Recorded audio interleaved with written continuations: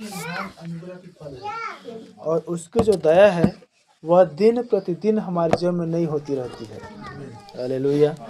देखिए, नया होना ही नया वर्ष है, नया होना ही नया पल है, नया होना ही नया दिन या नया जीवन है। यदि हमारे जीवन में जब हम नई होती है तब उसमें हम आनंदित और मगन होते हैं, और जब हम आनंदित और मगन नहीं होते, यदि किसी समस्याओं में, दुखों में, परेशानियों में या कहीं और कुछ ऐसे समस्याओं में रहते हैं, तो नया दिन हो या पुराना दिन हो, अच्छा दिन हो या बुरा दिन हो, कोई फर्क नहीं पड़ती है। हालेलुया। लेकिन प्रभु हमें अपने पास इसलिए बुलाया है ताकि हम दिन प्रतिदिन प्रभु में नया बनते होते चले जाएं। हालेलुया। जिस प्रकार रोमियो 12 अध्याय के 2 पद में है कि अपने मन के नए हो जाने से आत्मिक स्वभाव में नए होते चले जाओ या बनते जाओ। हालेलुया। और उसी प्रकार से यहाँ पर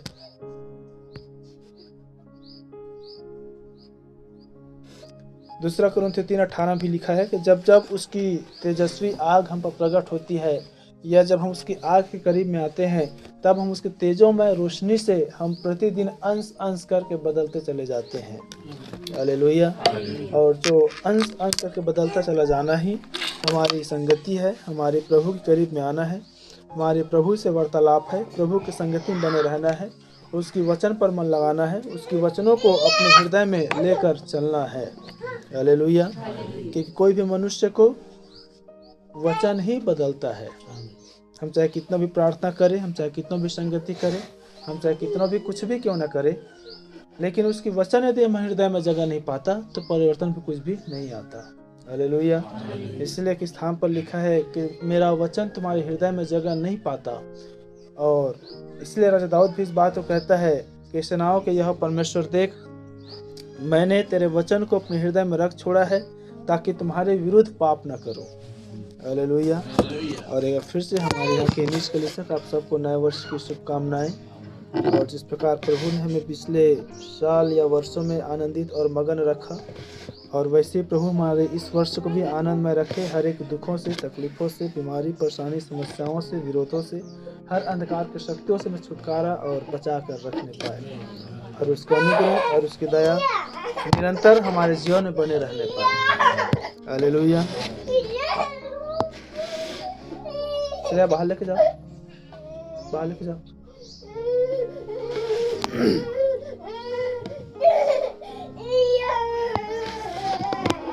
और ठीक है प्रिय बहन, जिस प्रकार हम सारे इजरायलियों को, जो निर्गमन की इजरायली हैं या जो अब्राहम की वंश थे, और अब्राहम को परमेश्वर ने कहा कि आकाश को तुम देखो, और यदि तुम तारेगढ़ को देख सकते हो या तारेगढ़ को गिन सकते हो तो अपने वंश को भी गिनने पाओगे।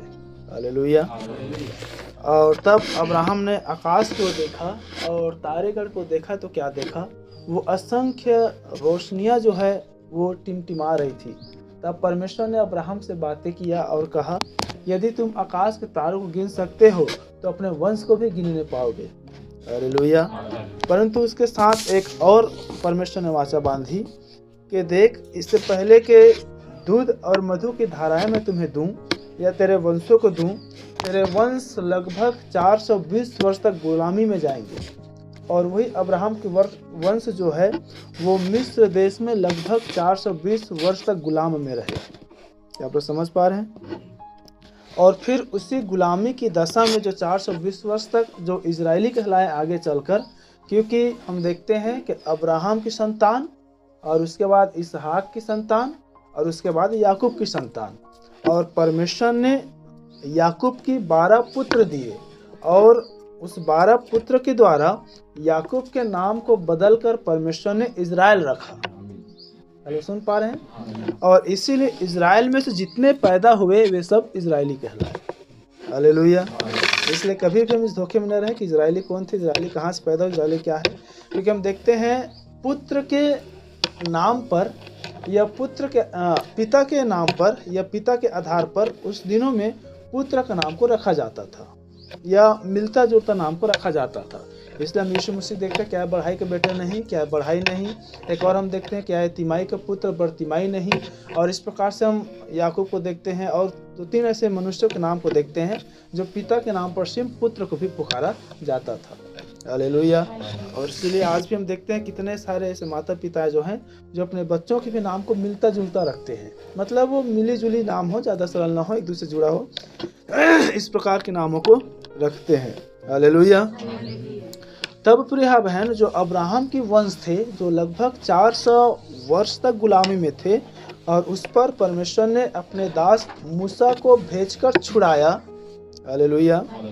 और साथ ही उनको प्रतिज्ञा के रूप में यह दिया कि यही तुम्हारे छुड़ाने वाला है, और जिस आशीष या दूध और मधु की देश की प्रतिज्ञा मैंने तुम्हारे बाप दादे अब्राहम को दिया था, अब मैं तुझे वहां ले जाने पर हूँ। हालेलुया। और तब जब ले जाने पर था, तब फिरौन के मन को परमेश्वर ने कठोर किया, क्योंकि लगभग 20 लाख इजरायली फिरौन के ही अंदर में गुलाम में थे। और इससे पहले कि इजरायली बाहर निकाले जाते, फिरौन के जीवन में परमेश्वर ने विपत्ति को डाला, और एक विपत्ति नहीं, 2 विपत्ति नहीं, 10 विपत्ति द्वारा भेजा। और जितने ही विपत्ति फिरौन के जीवन में भेजता चला गया, फिरौन उतना ही और कठोर होता चला गया। और इसलिए हमने बीते दिनों पर देखे थे उस विपत्तियों के विषय पर कि परमेश्वर ही कैसे उसको कठोर करता गया, और जब फिरौन के पुत्र के विषय पर बातें आया तब फिरौन नम्र हो गया। हालेलुया। क्योंकि जब पहला उठा मारा गया तो फिरौन को भी पहला उठा मारा गया। हालेलुया। और तब प्रिय बहन, इजरायलियों के लिए एक नियम थी कि इससे पहले वो मिस्र रूपी संसार से बाहर निकले, उनके लिए एक वाचा थी कि वो रात को फसह का पर्व मनाए। फसह का पर्व का मतलब होता है छुटकारा का पर्व, और उस छुटकारा के पर्व में मेमने के लहू के द्वारा वे आगे बढ़े, और उस छुटकारे के फसह के पर्व को रात में फुर्ती से उनको खाना था। हालेलुया। और फुर्ती से खाकर उनको आगे बढ़ना था। और आगे बढ़ने से पहले परमेश्वर ने फिर जब निर्गमन 20 में आते हैं तब उनको आज्ञाएं दी। क्या आप सुन पा रहे हैं? और परमेश्वर ने इजरायलियों को 10 आज्ञाएं दी। उस 10 आज्ञाओं में से जो 5 आज्ञा था वो मनुष्य को परमेश्वर के लिए था, या परमेश्वर की आज्ञा मनुष्य माने, और 5 आज्ञा मनुष्यों के बीच में चलने के लिए, जीने के लिए, रहने के लिए, आदर करने के लिए, या एक पवित्रताई का वातावरण या जीवन या धर्मीपन बनने के लिए मनुष्यों को दी गई थी। हालेलुया। और वो आज्ञा इसलिए दी गई थी क्योंकि उन 10 आज्ञाओं में ही उनकी थियोफनी था। हालेलुया। और मिस्र रूपी गुलाम के देश में से, या हम उस चीज़ को आज भी जानते हैं कि संसार से स्वर्ग जाने वाली मार्ग में से, मिस्र से जैसे वो निकले थे और कनान जब पहुंचने तक में थे, तो एक एक कदमों में वो अपने स्वदेश को पा रहे थे। हालेलुया। क्या आप हम में से कितने जानते हैं कि हम इस समय परदेश में रहते हैं? हमारा स्वदेश स्वर्ग है, इब्रानी 13:13 के अनुसार, या 2 कुरिन्थियों 5 के अनुसार, और ऐसे बहुत से आपको लेख मिल जाएगी कि हम यहाँ पर परदेशी और यात्री हैं। हालेलुया। और सेम वहाँ पर इजरायली भी परदेशी और यात्री थे। तो उनके एक एक कदमों में प्रिय बहन उनकी देह की बदलाव था। उनके एक एक कदम आगे बढ़ने में उनकी थियोफनी उनको प्राप्त हो रही थी। उनके एक एक कदम में वो अपने मूल प्रतिज्ञा जो अब्राहम को परमेश्वर ने दिया था उस निवास स्थान में वो जा रहे थे। हालेलुया। क्या लोग सुन पा रहे हैं? इसलिए उनके लिए जो 5 आज्ञा था वो अपने जीवन से परमेश्वर के लिए पूरा करना था, और जो 5 आज्ञा था मनुष्यों के बीच में रहकर पूरा करना था। हालेलुया। मैं ऐसा क्यों कह रहा हूँ? क्योंकि हम कई बार देखते हैं कि हम अपना जीवन, अपना पवित्रता, अपनी गंभीरता, अपनी चाल चलन, अपनी स्वभाव, अपनी आत्मिकता, अपनी धार्मिकता हम परमेश्वर के साथ तो ठीक कर लेते हैं, लेकिन मनुष्यों के साथ बिगड़ जाता है। क्या ऐसा ही है? और कितनी बार ऐसा होता है कि हम मनुष्यों के साथ ठीक कर लेते हैं और परमेश्वर के साथ बिगड़ जाता है। इसीलिए परमेश्वर ने 10 आज्ञा में से 5 आज्ञा मनुष्य के संबंध को परमेश्वर के साथ ठीक करने के लिए, और 5 आज्ञा परमेश्वर ने मनुष्य के संबंध मनुष्यों के साथ में ठीक करने के लिए दिया। हालेलुया। या हम इसको आगे देखेंगे, और इससे पहले हम उसे मूल पाठ के रूप में, आप अपने स्थान में जो खड़े हो सकते हैं आप लोग खड़े हो जाएं, और मेरे साथ निकाल लेंगे नीति वचन उसका 3 अध्याय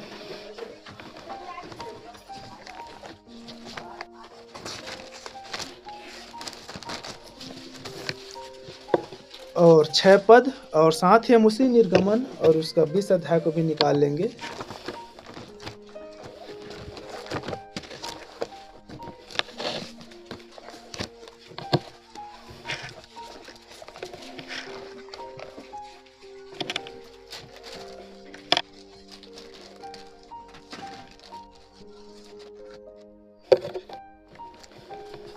ठीक है, नीति वचन 3 अध्याय उसका 6 पद और निर्गमन 20 अध्याय 8 से 10 पद हम इसे मूल पाठ के रूप में लेंगे।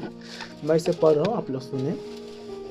नीति वचन 3:6 उसी को स्मरण करके सब काम करना, तब वह तेरे लिए सीधा मार्ग निकालेगा। अब आते हैं निर्गमन 20 अध्याय 8 और 10 पद।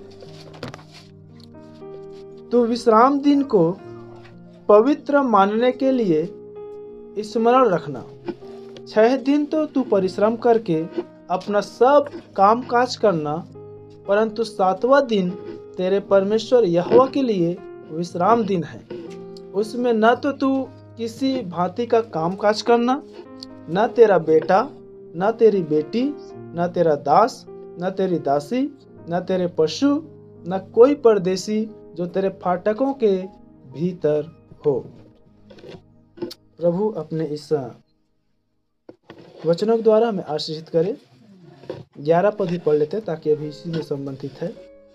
क्योंकि 6 दिन में यहोवा ने आकाश और पृथ्वी और समुद्र और जो कुछ उनमें है सबको बनाया और 7वें दिन विश्राम किया। इस कारण यहोवा ने विश्राम दिन को आशीष दी और उसको पवित्र ठहराया। आइए अपने सिर झुकाएं और प्रार्थना में जाएं। हमारे अनुग्रहकारी जीवित महिमा में परमेश्वर, एक बार फिर सबके महान उपस्थिति में आते हैं प्रभु।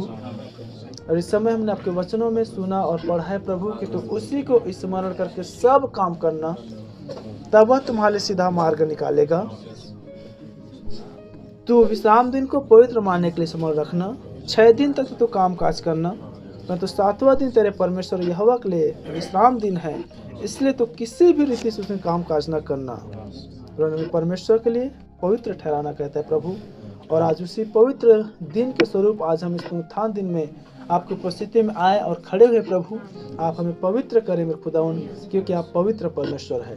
और आज के वचनों के द्वारा खुदावन हम हर एक से आप बोले और बातचीत करें, जबकि सचमुच में आज ये वर्ष का जो भौतिकी कैलेंडर का पहला सप्ताह है प्रभु, और इस पहले सप्ताह में सब पूरे वर्ष हमारा इस जीवन में बीत नहीं पाए, वो आज्ञा हमारे जीवन में आने पाए, ताकि हम भी एक आत्मिक इजरायली है और हम कदम बाई कदम प्रभु उस कनान को बढ़ रहे हैं। हम कदम बाई कदम प्रभु उस थियोफनी को प्राप्त करने जा रहे हैं। और हम देखते हैं उस थियोफनी के छोटा झलक प्रभु, इजरायली के न तो वस्त्र मैले हुए प्रभु और न उनके पाँव के जूते फटे मेरे परमेश्वर पिता। खुदावंत आज तो हम शारीरिक के भौतिक वस्तु को 1 दिन 2 दिन पहनते हैं, उसमें गंदगी लग जाता है, उसे बदबू आ जाता है, उसे दोबारा पहनना पसंद नहीं करते प्रभु। और उसी प्रकार खुदावन ये श्राप आने के कारण जूते के पाँव के जूते फट जाते हैं, वो घिस जाते हैं, मैले हो जाते हैं, उखड़ जाते हैं, सब में चिड़े हो जाते हैं परमेश्वर पिता। लेकिन तेरे उपस्थिति में चलेंगे और फिरेंगे अब्राहम के समान, तो फिर से हम उस थियोफनी को प्राप्त करेंगे, हम फिर से सिद्ध हो जाएंगे प्रभु। और न तो हमारे वस्त्र मैले होंगे, न तो हमारे पाँव के जूते फटेंगे प्रभु। आज के विश्राम दिन को भी स्मरण दिलाया है और अपना सब कुछ छोड़कर तेरे पीछे हो लिए हैं, आपके नाम को धन्य कहते हैं प्रभु। आज के वचन की तरफ पूरे भाई बहनों से बोले बातचीत करें, आप मेरे भी होठों का इस्तेमाल करें प्रभु, और सारी महिमा आपको देते हुए प्रार्थना यीशु मसीह के नाम में करते हैं, आमीन। ठीक है, आप सभी अपने स्थानों में बैठ जाए।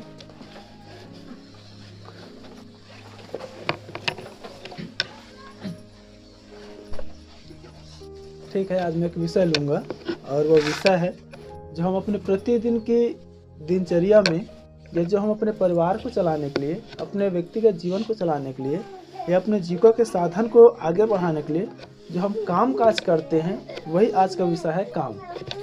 हालेलुया। क्योंकि ये काम ऐसा एक चीज़ है भाई बहन कि काम के द्वारा आने वाली जो स्रोत है उसके द्वारा हम प्रभु के करीब आ जाते हैं, और यही काम के आने के स्रोत के द्वारा हम प्रभु से और दूर हो जाते हैं। चलो सुन पा रहे हैं? इसलिए देखिए क्या कह रहा है वचन नीति उसके द्वारा, तो उसी को स्मरण करके सब काम करना, तब वह तेरे लिए सीधा मार्ग निकालेगा। देखिए मनुष्य चाहे परमेश्वर को स्मरण करे या ना करे, वो तो काम करता ही करता है, क्योंकि सबूत दे सकता है मनुष्य का संपूर्ण जीवन काम और परिश्रम से भरा हुआ है। हालेलुया। इसलिए सबूत सुलेमान एक और बात कहता है, मनुष्य चाहे अकेले हो चाहे वो परिवार वाला हो, उसके जीवन में काम खत्म नहीं होता है, उसका जीवन परिश्रम से भरा हुआ है। वो अकेले रहता है तो भी वो दिन रात काम करता है, और पूरे परिवार से रहता है तो भी वो काम करता है। हालेलुया। और तब मैंने शायद यहाँ पर एक बार एक उदाहरण को दिया होगा, यदि नहीं तो फिर से मैं उस चीज़ों को देता हूँ। कई बार देखिए प्रिय बहन, हमारे जीवन से इतने काम से हम लदे रहते हैं और हम उसे कितना भी छुटकारा पाने का प्रयास करें तो अभी वो काम हमारे पीछे नहीं छोड़ता है। उदाहरण स्वरूप,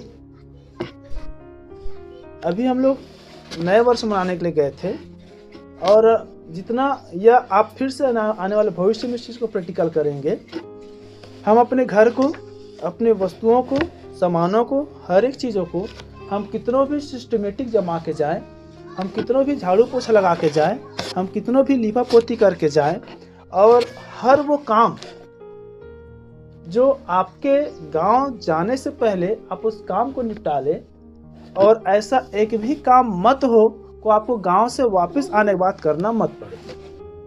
क्या लोग सुन पा रहे ध्यान से? आप लोग कभी इस चीज़ को प्रैक्टिकल देखना, और सब काम करने के बाद, सब चीज़ सिस्टमेटिक करने के बाद बाकायदा दरवाज़ा बंद करना, ताला मार देना, ताकि कोई भी आके अंदर आपके कामों को फिर से मत बढ़ाए। क्या लोग सुन पा रहे हैं? हालेलुया। और फिर ताला मार के सब कुछ सिस्टमेटिक करके कुछ भी काम करना मत पड़े, आप निफिक्र होकर निकल जाए, और 1 दिन, 2 दिन, 3 दिन के बाद आप आकर देखेंगे फिर से आपके उतने ही काम बढ़ जाएगा। फिर से धोना मांजना, फिर से पानी भरना, फिर से झाड़ू पोछा लगाना, फिर से खाना बनाना, फिर से ये करना, फिर से वो करना। आपने तो सब कुछ करके गए थे, आपने तो बाकायदा ताला भी लगा दिए थे ताकि कोई भी अंदर ना घुसे, लेकिन फिर से वो काम क्यों बढ़ जाती है? क्या ऐसा होता है या नहीं होता है? हालेलुया। कारण क्या है आगे हम देखेंगे। हालेलुया। इसीलिए सुलेमान कह रहा है कि मनुष्य का जो संपूर्ण जीवन है वो परिश्रम से भरी हुई है। आप कितना भी परिश्रम कर ले, आप कितना भी काम कर ले, कितने बार हमें ऐसा लगता है कि बस थोड़ा से और फिर समाप्त करेंगे, बस थोड़ा से और फिर बंद कर देंगे, बस थोड़ा से दे और फिर उसके बाद फिर हम हाथ मुंह धोंगे, बस थोड़ा से और, लेकिन फिर आप सवेरे होगा फिर वही काम आपको दिखेगा। हालेलुया। इसीलिए हम काम के विषय में देख रहे हैं। हालेलुया। इसलिए मैंने कहा एक काम है प्रिय बहन जो आपको परमेश्वर करीब लाता है, और वही काम आपको परमेश्वर से दूर कर देता है। इसीलिए बीते दिनों में एक विषय मैंने लिया था, एक काम जो आपको रैप्चर तक लेके जा सकता है। हालेलुया। तो यहाँ पर हम देख रहे हैं कि तू उसी को स्मरण करके सब काम करना, तब वह तेरे लिए सीधा मार्ग निकालेगा। हालेलुया। क्योंकि मार्ग प्रिय बहन प्रभु यीशु मसीह है। वह मार्ग नहीं जो आपको काम बूता के प्रबंध कर देगा, वह मार्ग नहीं जो आपके जीवन को अच्छा खुशियों से भर देगा, वह मार्ग नहीं जो आप आनंदित हो जाएंगे। देखिए एक और मार्ग था जिसको धनी व्यक्ति ने किया था, वो सब अपने सुख विलास लिया था, लेकिन वो परमेश्वर को स्मरण नहीं कर पाया था। क्या लोग सुन पा रहे हैं? बाइबल क्या कह रहा है? उसी को स्मरण करके सब काम करना। उस धनी मनुष्य के पास सब कुछ था।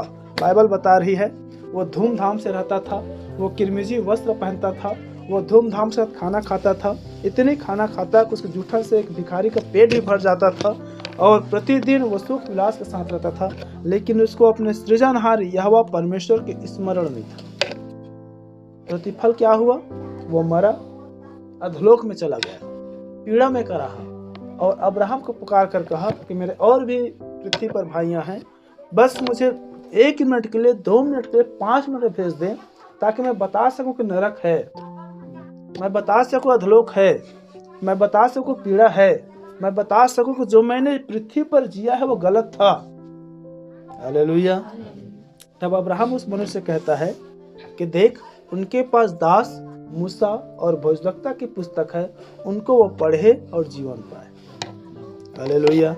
लेकिन एक और मनुष्य था जो उस धनी व्यक्ति के जूठा से अपने पेट भरता था, लेकिन वो अपने सृजनहार यहोवा परमेश्वर को स्मरण करता था। हालेलुया। और तब उसी के उदाहरण देकर अब्राहम कहता है, देख यह वह मनुष्य है जो मुझे स्मरण करता था, यह वह मनुष्य है जो परमेश्वर को स्मरण करता था, और आज यह यहाँ पर शांति पा रहा है। हालेलुया। क्या आप समझ पा रहे हैं? देखिए काम आप वही करेंगे जो आप करते हैं। काम आप वही करेंगे जो आप कर रहे हैं।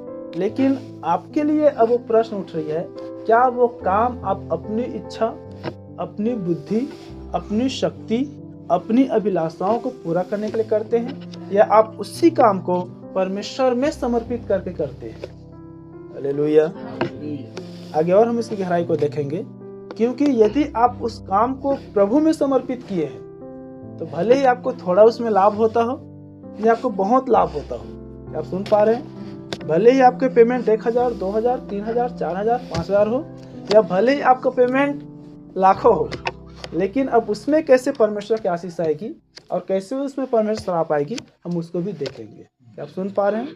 क्योंकि देखिए, मैंने आरंभ में कहा, एक एक कदम में हमारी थियोफनी है। हालेलुया। और अब्राहम की संतानों को, इजराइलियों को परमेश्वर ने काम करने के लिए दिया था, आज्ञा मानने के लिए दिया था, ताकि उस आज्ञा मानने के द्वारा उस थियोफनी को प्राप्त कर ले, उस दूध और मधु के स्वदेश को प्राप्त कर ले, और आज्ञा न मानने के द्वारा कितने मार्ग में ही बिछड़ गए। हालेलुया। तो सर्वप्रथम बात यहाँ पर हम यह देखें, उसको स्मरण करके सब काम करे। हालेलुया। आपने पहले किए हैं और आगे करें, नहीं किए हैं या नए वर्ष आपके लिए समय है कि अपना सब काम आप परमेश्वर को स्मरण करके करें।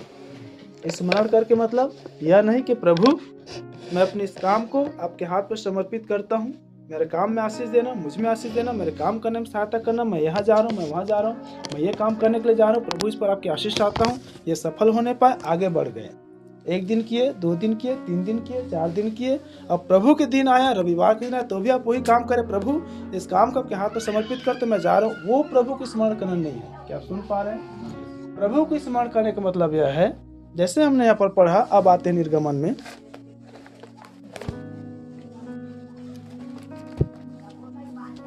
6 दिन तू परिश्रम करके अपना सब काम काज करना। हालेलुया। परंतु 7वां दिन तेरे परमेश्वर यहोवा के लिए विश्राम दिन है, उनमें न तो तू किसी भांति का काम काज करना, न तेरा बेटा, न तेरा बेटी, न तेरा दास, न तेरी दासी, न तेरे पशु, न तेरे कोई परदेशी, न कोई फाटकों के जो कोई भी भीतर हो, वह कोई भी काम न करे। हालेलुया। स्मरण करना यह होता है प्रिय बहन, जिस दिन आप प्रभु के उस काम को समर्पित किए हैं, तो प्रभु का दिन भी आपको स्मरण रहेगा। क्या आप सुन पा रहे हैं? यदि काम को आप प्रभु को समर्पित किए हैं, तो प्रभु के दिन में आपको समर्पित होना है। क्या लोग सुन पा रहे हैं? हालेलुया। यही कारण है, देखिए, जो व्यक्ति प्रभु की संगति में नहीं आ पाते हैं, या जो आज प्रभु की संगति में नहीं आ पाए हैं, आप मीटिंग के बाद से फोन घुमाना, पूछना, भाई क्यों नहीं आए हो, भाई क्यों नहीं आए थे, वो अपनी संसार के काम को बताएंगे कि मैं इस काम में फंसा हूँ, मैं उस काम में फंसा हूँ, मैं ये काम था, वो काम था। क्या आप देख पा रहे हैं? इसीलिए आज का विषय यह है काम। हालेलुया। काम जो आपको परमेश्वर से दूर कर रहा है, और वही काम आपको परमेश्वर के करीब ला रहा है। हालेलुया। 6 दिन तू परिश्रम करना और अपना सब काम काज करना, परंतु 7वां दिन तेरे परमेश्वर यहोवा के लिए विश्राम दिन है। उसी को स्मरण करके सब काम करने का मतलब होता है 6 दिन हम उसको स्मरण करें, 6 दिन तक अपनी परिश्रम को उसको समर्पित करें, 6 दिन तक अपने कामों को उसके हाथ पर सौंपे। लेकिन जो प्रभु का दिन है, उसमें हम सब कुछ भूलकर हम अपने आप को प्रभु को समर्पित करते हैं। हालेलुया। देखिए, प्रभु को आपके काम भी स्मरण है और प्रभु को आप भी स्मरण है। हालेलुया। और सेम वही बातें, आपको अपना काम भी प्रभु के लिए स्मरण होना है और अपने आप भी प्रभु को स्मरण होना है। हालेलुया। 6 दिन तू परिश्रम करके अपना सब काम काज कर लेना। देखिए, जो मैंने घर में ताला लगाने वाली बात किया, वही चीज यहाँ पर आ रही है। 7वां दिन आपके बाहर निकलने का दिन है। हालेलुया। 7वां दिन आपका कुछ भी काम काज न बचे, वो विश्राम का दिन है। 7वां दिन आपको फिर से अपने घर में ताला लगाने का दिन है। 6 दिन तक तू परिश्रम करना, 6 दिन तक तो अपना सब काम काज कर लेना, परंतु 7वां दिन कुछ भी काम तेरे जीवन में बचने ना पाए।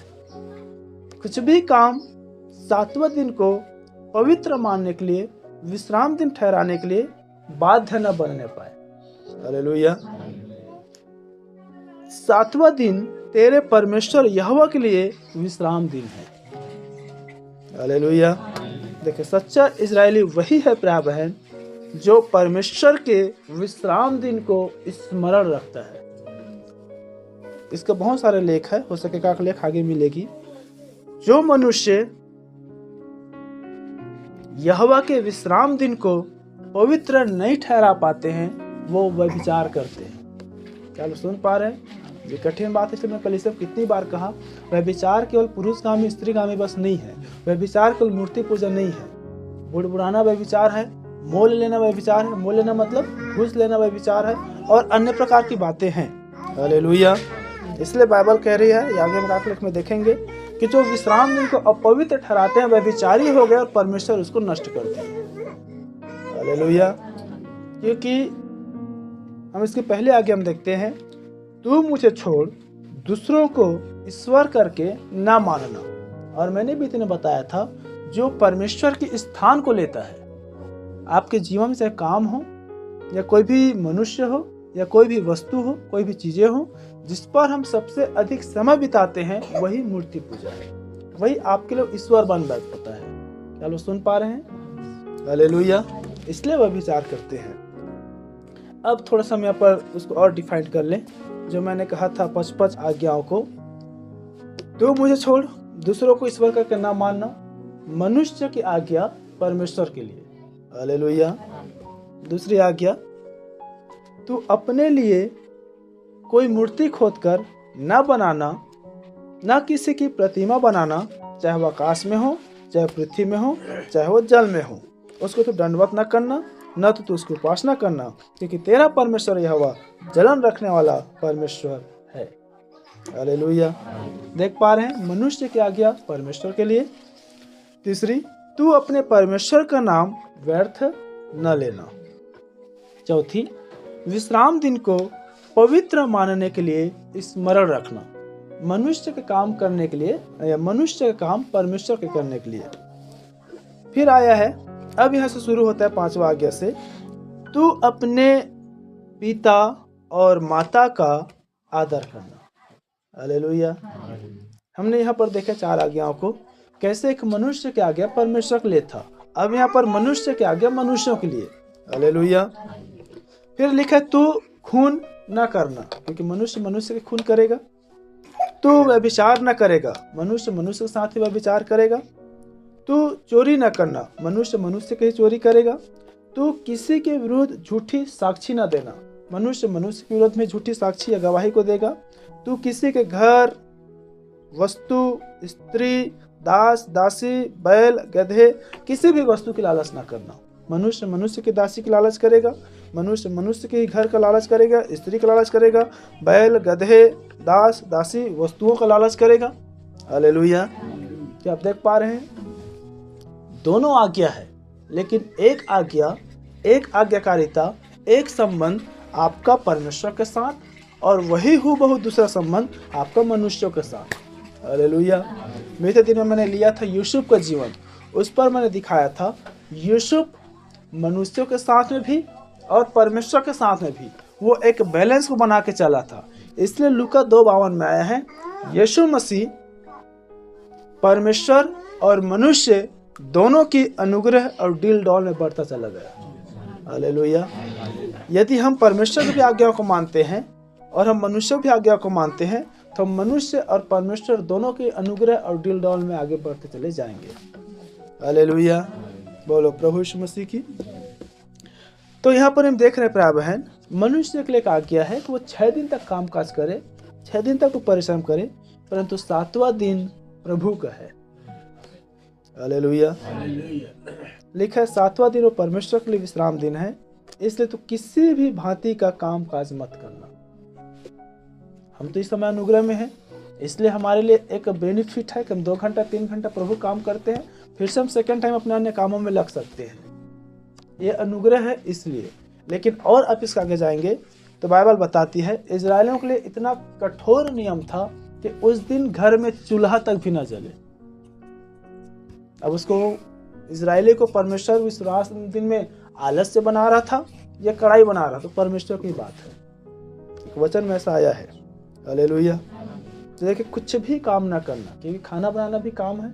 आज स्त्रियों को वही लगता है कि हम खाना बनाना थक गए हैं, हमें कितना बनाएंगे, ये करना है, पानी भरना है, बर्तन धोना है, इसलिए बार बार कोई चूल्हा भी ना जले। ऐ स्त्रियों तुम भी विश्राम कर लो। हालेलुया। 7वां दिन तेरे परमेश्वर यहोवा के लिए विश्राम दिन है, इसलिए तू किसी भांति का काम काज ना करना, और न ही तेरा बेटा काम काज करे उस दिन, नहीं तेरा बेटी काम काज करे उस दिन, नहीं तेरा दास, नहीं तेरा दासी, यहाँ तक कि पशु भी चरने के लिए मत जाए, उनका भी चरना काम है। हालेलुया। ना परदेसी तेरे फाटकों के भीतर हो, ना आपके घर में मेहमान उस दिन कुछ काम काज करे, सब चुपचाप बैठे रहो, टाट ओढ़ के परमेश्वर के बाट रहो। हालेलुया। देखिए जितने सरल नया नियम दिखाई देता है या जितने कठिन पुराना नियम दिखाई देता है, उससे भी कठिन नया नियम है। जितना कठिन व्यवस्था दिखाई देता है, उससे अधिक कठिन अनुग्रह है। हालेलुया। क्योंकि अनुग्रह में कोई आपको चेताने वाला नहीं है, अनुग्रह में कोई आपको बताने वाला नहीं है, अनुग्रह में कोई आपको समझाने वाला नहीं कि ये मत कर, वो मत कर, क्योंकि बोलेंगे तो बुरा लगेगा। क्या सुन पा रहे हैं? इसलिए प्रभु यीशु मसीह ने कहा वो आत्मा आएगा वही तुम्हें बताएगा, अर्थात सत्य की आत्मा। हालेलुया। हम मानवीय एक स्वभाव, मुझे मत सिखा, मुझे मत बता, मुझे आगे मत चला, अपना जीवन देख, अपना देखो। क्या आप देख पा रहे अनुग्रह के प्रतिफल कि मनुष्य कैसे अपने आप में खुद गिरावट में जा रही है। हालेलुया। तो कुछ भी कामकाज मत करना, क्योंकि 6 दिन यहोवा ने आकाश, पृथ्वी, समुद्र सब कुछ बनाया, परंतु 7वां दिन विश्राम किया, इसलिए 7वां दिन तेरे यहोवा परमेश्वर ने उसको आशीष दी है और पवित्र ठहराया है। 7वां दिन परमेश्वर ने पवित्र ठहराया है, इसलिए जितने व्यक्ति 7वां दिन में पवित्र ठहराते हैं, परमेश्वर उसको पवित्र करता है। क्या लोग सुन पा रहे हैं? 7वां दिन को जितने मनुष्य पवित्र ठहराते हैं, परमेश्वर उसको पवित्र करता है। इसलिए प्रभु ने क्या कहा? तुम पवित्र बनो जैसा तुम्हारे बुलाने वाले यहोवा परमेश्वर पवित्र है। कोई भी मनुष्य यहोवा के दिन को अशुद्ध ना करे। हालेलुया। यह तो आप समझ पा रहे हैं। और तब एक मनुष्य जब ऐसा करता है, जब वो विश्राम दिन को मानता है, जब वो प्रभु के दिन को पवित्र ठहराता है, जब परमेश्वर उसको पवित्र ठहराता है, तब उसके लिए प्रिय बहन भजन संहिता 128 अध्याय और उसका 2 पद,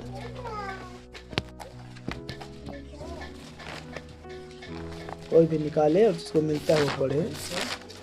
भजन संहिता 128। तू अपनी कमाई को निश्चय खाने पाएगा, तू धन्य होगा और तेरा भला ही होगा। हालेलुया। क्या आप देख पा रहे हैं? जो कोई उसको स्मरण करके अपना सब काम करेगा, प्रभु उसके लिए उपाय बनेगा, प्रभु उसके लिए उपाय करेगा, प्रभु उसके कामों पर आशीष देगा, और जो उसके विश्राम दिन को पवित्र ठहराएगा, वो 6 दिन तक काम काज करेगा। 7वां दिन वो प्रभु को स्मरण करेगा, 7वां दिन वो प्रभु के लिए पवित्र ठहराएगा। तब कह रहे निश्चय तू अपने कमाई को खाने पाएगा और तू धन्य होगा और तेरा भला ही होगा। हालेलुया। क्या आप देख पा रहे हैं? उसको स्मरण करके अपने कामों को करने का प्रतिफल, उसको स्मरण करके, उसके दिन को स्मरण करके पवित्र ठहराने का प्रतिफल, तो अपने कमाई को खाने पाएगा। तेरा जो काम का परिश्रम का फल है, उसको तू भर पेट खाने पाएगा। हालेलुया। जो तू परिश्रम करेगा, उस परिश्रम की कमाई के फल में कुड़कुड़ाना नहीं पड़ेगा, शोकित होना नहीं पड़ेगा, कमी घटी नहीं होगा। हालेलुया। और तू धन्य भी होगा और तेरा भला ही होगा। हालेलुया। क्या आप समझ पा रहे हैं? यहाँ तक उसको स्मरण करना, उसके दिन को पवित्र ठहराना, जिसका प्रतिफल हम अपने कमाई को खाने भी पाएंगे और उसके द्वारा हम धन्य भी होंगे और आगे भी हमारा भला ही होगा। हालेलुया।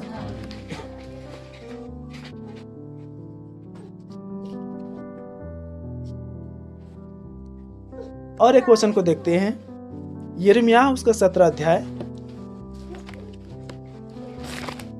यशायाह के बाद यिर्मयाह।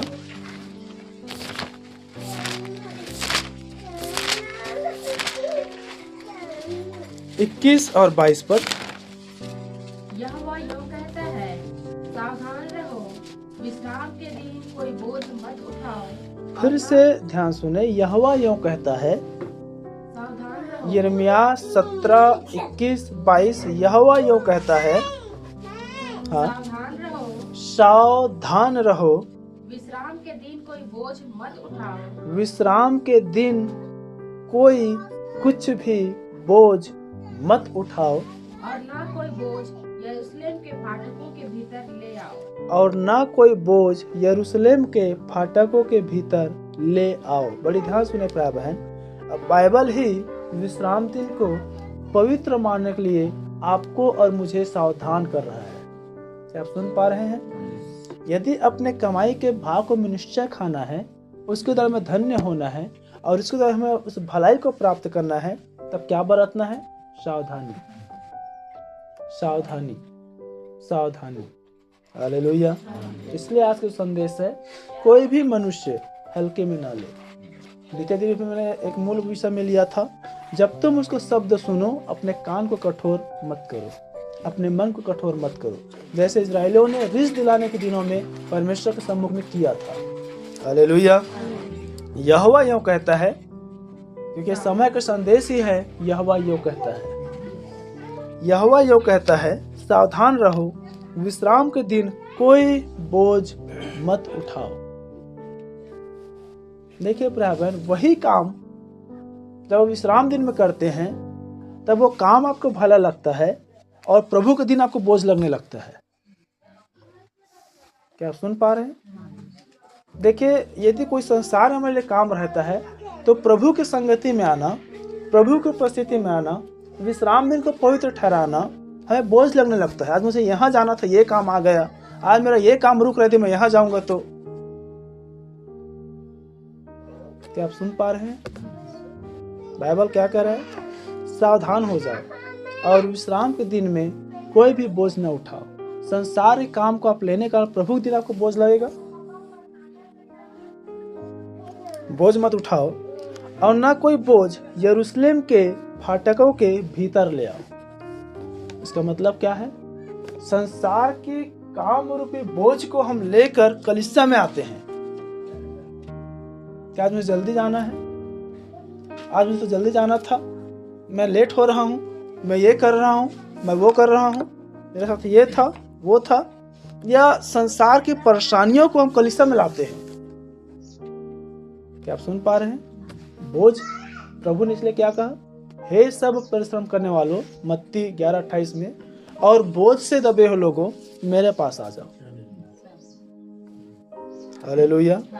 मेरा जुआ सहज है और मेरा बोझ हल्का है। और फिर एक गीत भी निकला है, अपना बोझ प्रभु पर डाल दो, वही तुमको संभालेगा। हालेलुया। तो कोई भी मनुष्य प्राय बहन संसार के बोझ को, संसार की चिंताओं को, संसार के कामों को, संसार की बातों को, आप प्रभु के समय को लिमिट में ना बांधे। क्या नाम धरे यही नहीं करते हैं? वो कब प्रभु प्रार्थना हो, वो कब मीटिंग छूटे और वो कब भागे। हालेलुया। कहाँ से कामों में आशीष रहेगी? कहाँ से अपने कमाई को खाने पाएगी? कहाँ उसकी भला होगी? कहाँ वो धन्य होगी? हालेलुया। सावधान रहो, विश्राम के दिन कोई बोझ मत उठाओ। सावधान रहो, विश्राम दिन के लिए आप अपने आप को फ्री छोड़ो।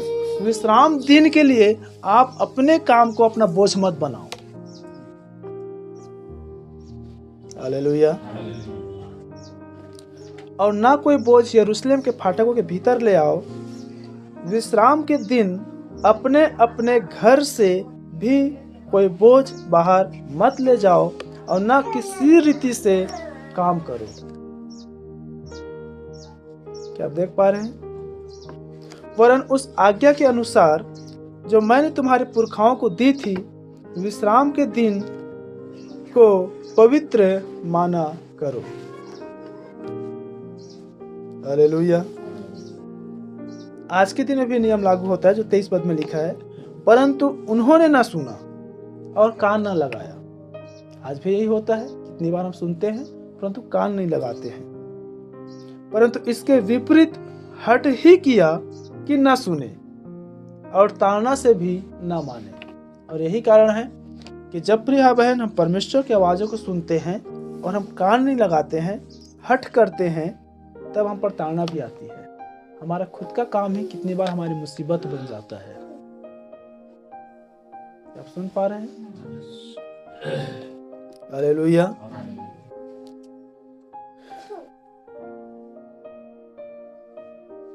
इसीलिए मैंने कहा एक काम या आपकी खुद की काम, ड्यूटी, नौकरी, रोजी रोटी, हर वो चीज़ जो आपके जीवन यापन से जुड़ी हुई है, आप उसी काम के द्वारा आशीषित होते हैं और उसी काम के द्वारा हम श्राप को भी लाते हैं। आगे देखें कैसे वो आशीष काम करती है और कैसे श्राप को भी काम करती है। हालेलुया।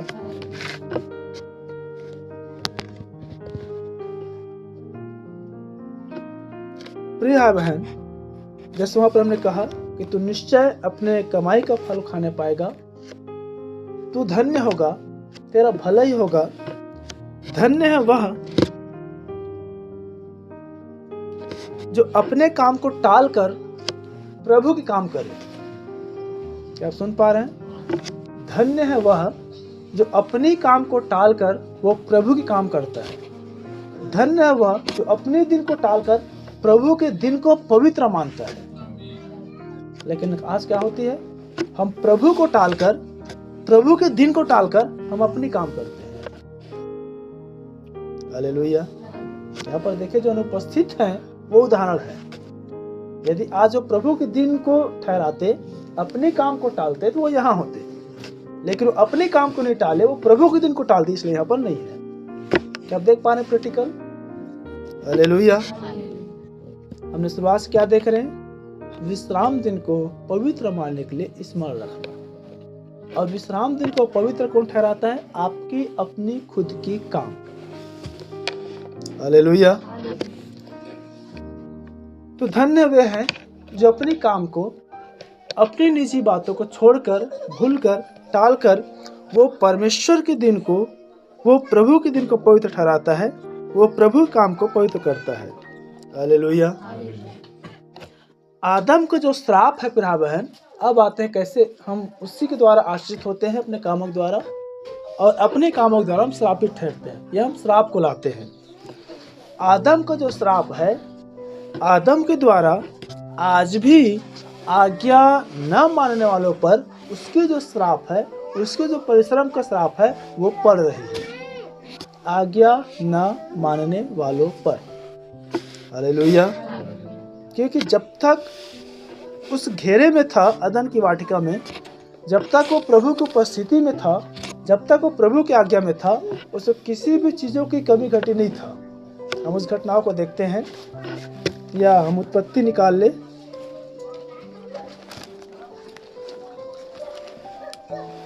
कैसे जब परमेश्वर का प्रकोप या न्याय जब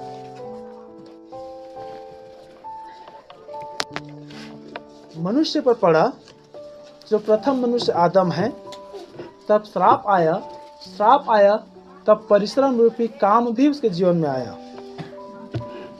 उत्पत्ति 3 अध्याय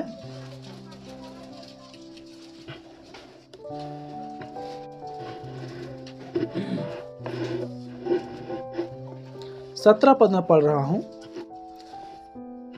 परमेश्वर ने आदम से कहा, तूने जो अपनी पत्नी की बात सुनी और जिस वृक्ष के फल के विषय में मैंने तुझे आज्ञा दी थी कि तू उसे न खाना, उसको तूने खाया है, इसलिए भूमि तेरे कारण शापित है। तू उसकी उपज जीवन भर दुख के साथ खाया करेगा। वह तेरे लिए कांटे और उटकटारे उगाएगी और तू खेत की उपज खाएगा और अपने माथे के पसीने की रोटी खाया करेगा और अंत में मिट्टी में मिल जाएगा, क्योंकि तू उसी में से निकाला गया और तू मिट्टी ही तो है और मिट्टी ही में फिर से मिल जाएगा। क्या आप सुन पा रहे? कैसे जब श्राप आदम के जीवन में आया, तब परिश्रम आया, काम आया, और वो जो काम था वो माथे के पसीने के साथ था वो दुख की रोटी था। हालेलुया। इसीलिए सुलेमान कह रहे हैं 100 दशक में, मनुष्य खाली हाथ आया है और खाली हाथ लौट जाएगा। यहाँ पर जब श्राप आया तब मनुष्य के एहसास को परमेश्वर ने मनुष्य को दिलाया कि तुम मिट्टी ही तो है और तो फिर से मिट्टी में मिल जाएगा। हालेलुया। जब तक किसी के जीवन में परमेश्वर की आत्मा है प्रिय बहन, तब तक वो परमेश्वर है। आप सुन पा रहे हैं? जब तक किसी मनुष्य के अंदर परमेश्वर की आत्मा है तब तक उसमें परमेश्वर का जीवन है। और इसलिए जब परिश्रम है, भूख भी है। इसलिए जो परमेश्वर की आत्मा जन्मे है उनकी भूख वचन की होगी। हालेलुया। लेकिन जो परमेश्वर की आत्मा से नहीं जन्मे हैं उनकी भूख संसार की वस्तुओं में होगी। इसलिए प्रभु ने कहा कि मनुष्य के रोटी से नहीं लेकिन परमेश्वर के वचन से जीवित रहेगा। मेरा भोजन संसार की वस्तु नहीं, परंतु मेरा भोजन यह है कि पिता की इच्छा को पूरी करूं। हालेलुया। क्या आप सुन पा रहे हैं? अब देखिए, आप अपने परिश्रम किसके लिए कर रहे हैं? प्रभु में आशीषित होने के लिए, प्रभु में धन्य होने के लिए, प्रभु में भरपेट खाने के लिए, या इस काटे और उटकटारे श्रापित भूमि द्वारा पसीना बहाकर खाने के लिए? हालेलुया।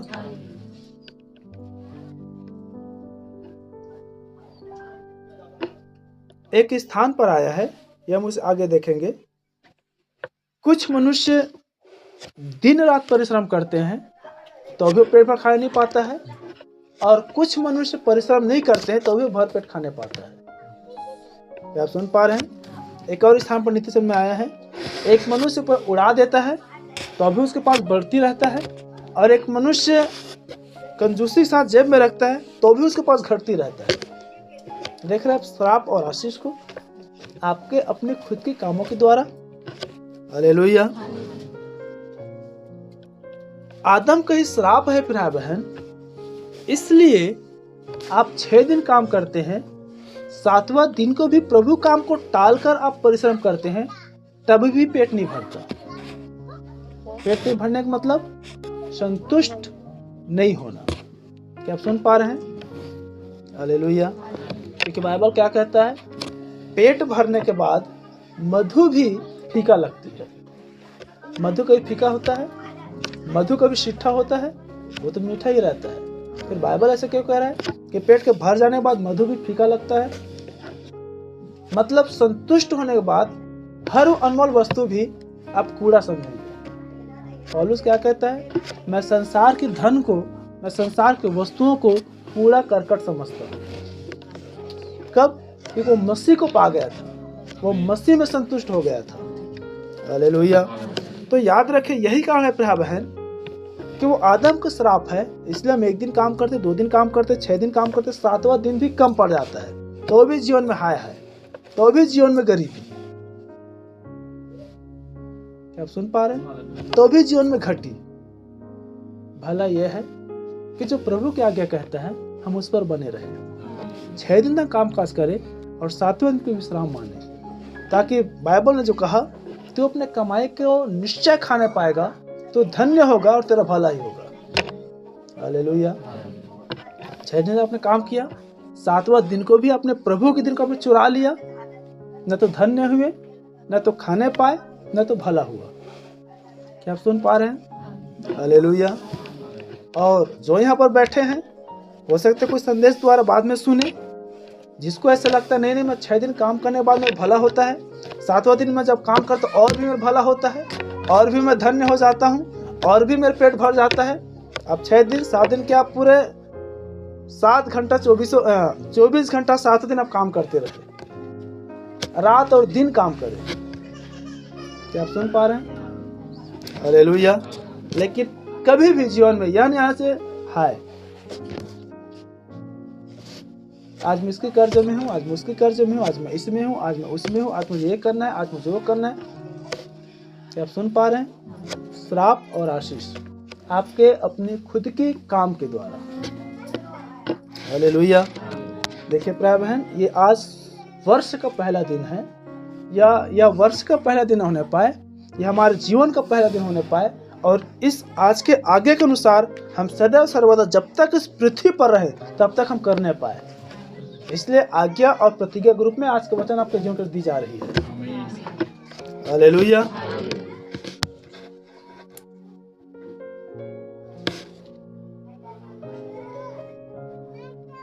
देखिए, आदम को श्राप होने का 6 दिन काम करने के बाद 7वां दिन प्रभु के दिन को लेने के बाद न तुम्हारा पेट भरता है, न तो पूर्ति होता है और न ही संतुष्ट होते हैं। और जिस किसी के जीवन में, फिर से याद रखें, जिस किसी के जीवन में यदि इतनी परिश्रम करने के बाद संतुष्टि नहीं है तो इसमें आदम पे भारी श्राप पड़ी है। बाइबल क्या कहता है? प्रथम मनुष्य आदम के द्वारा मृत्यु आई और द्वितीय मनुष्य अर्थात प्रभु यीशु मसीह के द्वारा जीवन और शांति आया। हालेलुया। अब आपको आज जांचना और जानना है कि प्रभु, मैं प्रथम आदम की संतान हूँ या मैं द्वितीय आदम की संतान हूँ? मैं आदम की संतान हूँ या मैं यीशु मसीह की संतान हूँ? यदि हम यीशु मसीह की संतान हैं, 6 दिन हमारा है, 7वां दिन परमेश्वर का है। यदि हम यीशु मसीह की संतान हैं तो हमें जीवन और शांति है। हालेलुया। बोलो प्रभु यीशु मसीह की। यदि अब भी हम प्रथम मनुष्य श्रापित आदम की संतान हैं, 6 दिन भी हमारा है, 7वां दिन भी हमारा है, तो भी कांटे उठकटारे हैं, दुख है, परिश्रम है, आंसू बहाना है, इसके साथ हाथ फैलाना है, उसके साथ हाथ फैलाना है, उसके पास मांगना है, इसके पास मांगना है। क्या आप सुन पा रहे हैं? बाइबल क्या कहता है? तुम लेने वाला नहीं, कब बनोगे? जब आशीषित होंगे। कब बनेंगे? जब हम प्रभु की आज्ञा को मानेंगे। कब बनेंगे? जब हम प्रभु के काम को करेंगे। और जब अपने काम करेंगे, जब आप प्रथम आदम की मानेंगे, जब तक वो आदम के श्राप लगे रहेगा, आप ऐसे ही बने रहेंगे। क्या आप सुन पा रहे हैं? हालेलुया। इसलिए प्रभु ने हमें आशीषित होने के लिए बुलाया है। प्रभु ने हमें आशीष देने वाले होने के लिए बुलाया है। हालेलुया। बोलो प्रभु यीशु मसीह की। क्या आप सुन पा रहे हैं पूरी कलीसिया?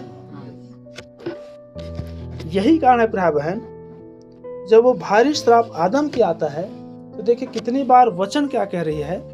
प्रत्येक व्यक्ति अपने ही अभिलाषा में खींचकर और फंसकर पाप में गिरती है।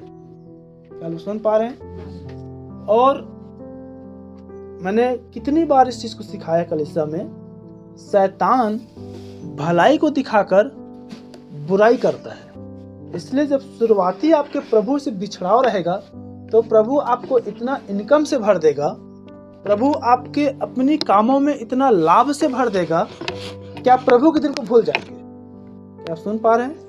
ताकि देखिए यदि मैं और थोड़ा कमा लूँ, और मैं थोड़ा काम कर लूँ, और मैं थोड़ा काम कर लूँ, मुझे इनकम हो रहा है, मेरा स्रोत खुल गया है, मेरा भला हो रहा है, ठीक है, एक दिन तो नहीं जाऊँगा, मैं अगले दिन चला जाऊँगा, 2 महीने तो नहीं जाता हूँ, ठीक है, 4 महीने जाता हूँ, लेकिन मेरा भला ही तो हो रहा है। लेकिन वो सारी भलाई को दिखाने के बाद शैतान ऐसे गिराएगा कि तुम शैतान से भी दूर और परमेश्वर से भी दूर। ये सुन पा रहे हैं? तब केवल आंसू और दुख के सिवा कुछ भी नहीं मिलेगा। हालेलुया। इसीलिए बाइबल कहती है धीरज से दौड़े,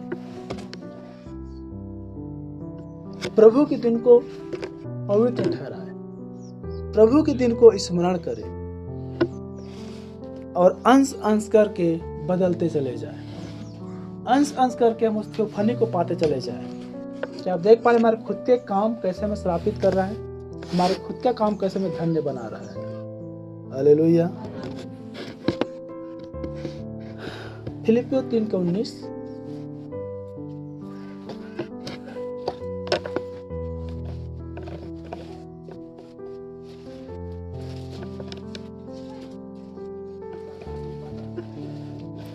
उनका अंत विनाश है, उनका ईश्वर पेट है। वे अपनी लज्जा की बातों पर घमंड करते हैं और पृथ्वी की वस्तुओं पर मन लगाए। देखिए क्या कह रहे, जो पृथ्वी के बातों पर मन लगाते हैं, जो पृथ्वी की बातों पर कान लगाते हैं, जो पृथ्वी की बातों पर अपना जीवन देते हैं, उनका विनाश अंत है और उनका ईश्वर पेट है। क्या आप सुन पा रहे हैं? फिर से पढ़े। उनका अंत विनाश है, उनका ईश्वर पेट है। वे अपनी लज्जा की बातों पर घमंड करते हैं और पृथ्वी की वस्तुओं पर मन लगाए रहते हैं। उनका अंत विनाश है, जो प्रभु के दिन को पवित्र ठहराते हैं, जो प्रभु के काम को टालकर अपना काम करते हैं, उनका अंत विनाश है और उनका ईश्वर पेट है। आप सुन पा रहे हैं? जो प्रभु के दिन को स्मरण नहीं कर पाते, जो प्रभु के दिन को पवित्र नहीं ठहरा पाते, अब उनका ईश्वर क्या हो गया है? उनका पेट हो गया है। आगे देखें क्यों उनका ईश्वर पेट हो रहा है। आपका खुद का पेट आपको ईश्वर बन गया है।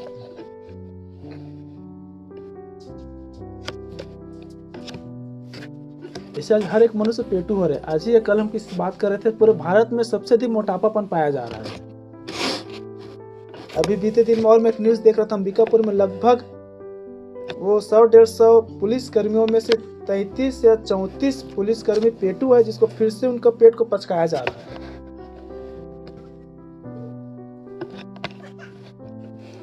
उनका ईश्वर पेट है। वे अपनी लज्जा की बातों पर घमंड करते और पृथ्वी की वस्तुओं पर कान लगाते हैं। देखिए, संसार की बढ़ोतरी, संसार की धन, संसार की ऊंचा पद, संसार की स्थान, संसार की बातें लज्जा की बातें हैं प्रभु की दृष्टि में। आप सुन पा रहे हैं? हालेलुया। इसलिए एक मनुष्य बहुत धनी था, यीशु मसीह के पास में आया, पूछा मैं क्या करूं प्रभु? उसने कहा मैं सब कुछ बेच दे, फिर तू कंगाल हो फिर मेरे पास आ, तब स्वर्ग तुझे जीवन मिलेगा। हालेलुया। एक और स्त्री थी, वो भी धनवान थी, उसने सब कुछ बेच दिया और उस इत्र खरीद लिया। लोगों ने कहा पागल हो चुका है, अच्छा खासा धनवान था, ये बढ़िया सब कुछ अपना खाती पीती अपना जीवन यापन करते लिए क्या किया? इत्र खरीद लिया सिर्फ यीशु मसीह पाँव में उंडेलने के लिए। लेकिन उसको नहीं जानती थी कि देखो मैंने तुम्हारे घर में आया, तुमने मुझे पानी तक न दिया, लेकिन यह स्त्री मेरे पाँव को चुमना न छोड़े। क्या आप सुन पा रहे हैं? प्रेरितों को मालूम था पाँव में धन उंडेलने के द्वारा क्या मिलने वाली है। इसलिए प्रेरितों के विषय में आया है कि सब प्रेरितों कलीसिया जो थे अपने धन संपत्ति को बेच बेच कर आपस में साझा करती थी, क्योंकि प्रभु की कलीसिया उच्च नीच को मिटा देता है। क्या आप सुन पा रहे हैं? प्रभु कलीसिया ऊंचा नीचा भेदभाव को खत्म कर देता है। हालेलुया। और वो प्रेरितों के चरणों में लाकर रख देते थे और जिसको जो आवश्यकता हो बांट देते थे। हालेलुया। क्या आप देख पा रहे हैं? उनका अंत विनाश है, उनका ईश्वर पेट है। वे लज्जा की बातों पर घमंड करते हैं, क्योंकि संसार की जो बातें हैं, संसार के धन है, संसार के पद है, संसार के प्रतिष्ठा, संसार का हर वो चीज लज्जा की बात है और उस पर घमंड करना भी लज्जा है। क्या आप सुन पा रहे हैं? डिनोमिनेशन में यही चीजें होती है, जो धनवान ऊंचा स्थान, जो गरीब उसको निचला स्थान। बाइबल भी ये नहीं कहता है कि तू किसी धनवानों को अच्छे स्थानों को न देना, तू किसी धनवानों को ऊंचे स्थान पर न बैठाना, और निर्धन को यह मत कहो तो पीछे बैठ या जमीन में बैठ। हालेलुया।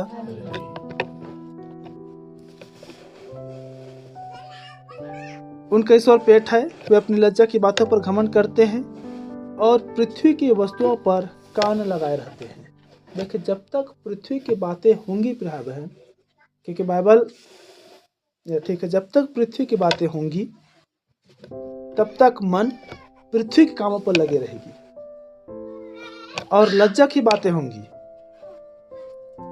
हालेलुया। क्या कह रहे हैं? उनका ईश्वर पेट बन चुकी है। सबोपदेशक 6:7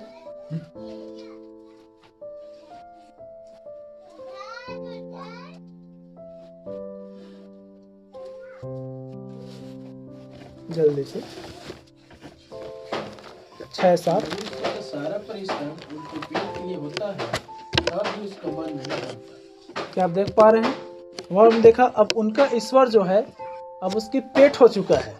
अब उनका ईश्वर जो संसार पर फूलते हैं, जो संसार पर घमंड करते हैं, जो संसार की बातों करते हैं, जो संसार को लेकर आते हैं, उनका अब ईश्वर परमेश्वर नहीं है।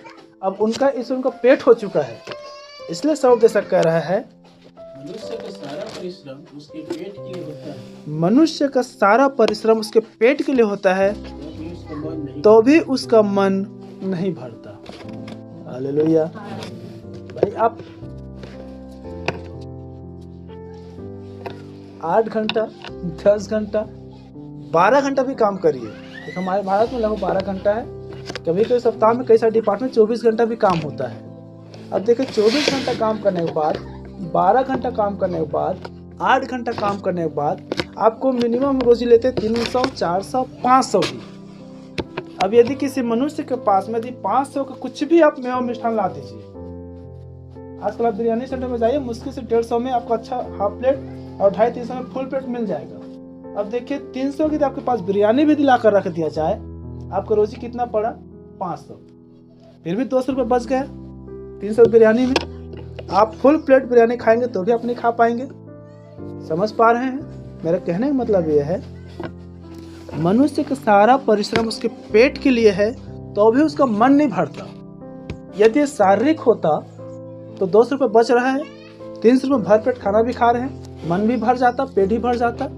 लेकिन न तो पेट भर रहा है न तो मन भर रहा है। परिश्रम करने के बावजूद भी फिर से वही बात आ गई, हाय हाय। क्यों? क्योंकि अब उनका ईश्वर पेट हो गया है। अब उनका सारा परिश्रम उसके पेट के लिए हो गया है। हमने शुरुआत कहाँ से किया था? उसको स्मरण करके सब काम करना, वह तुम्हारे मार्ग निकालेगा, सीधा मार्ग निकालेगा। लेकिन जब ईश्वर पेट बन जाता है, संसार की बातों पर फूलते हैं, संसार की बातों पर घमंड करते हैं, तब सारा परिश्रम पेट के लिए हो जाता है, परमेश्वर के लिए नहीं होता है, जैसे मनुष्य के लिए होता है, और मन भी नहीं भरता है। क्या आप सुन पा रहे हैं? यही कारण है कि आज मनुष्य कितना भी परिश्रम करे, मन नहीं भर रहा है। हम कितने बार सोचते हैं कि बस मेरे पास ये हो जाए फिर सब कुछ हो जाएगा, बस मेरे पास ये हो जाए फिर सब कुछ हो जाएगा, बस मेरे पास ये खरीदा जाएगा फिर सब कुछ हो जाएगा। लेकिन मन,